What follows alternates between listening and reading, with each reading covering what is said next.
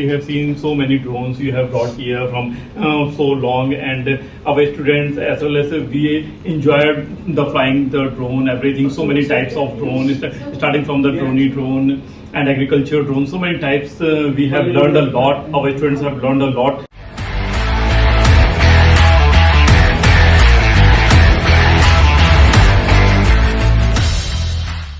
Thank you, Garuda peoples, to come here to conducting the workshop under the UGC MMTC.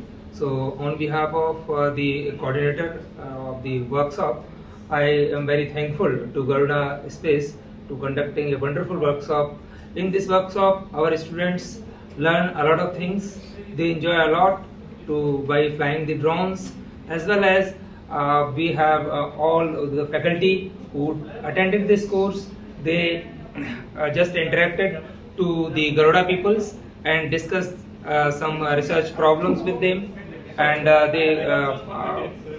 Garuda people talk about that how we can solve such type of problems.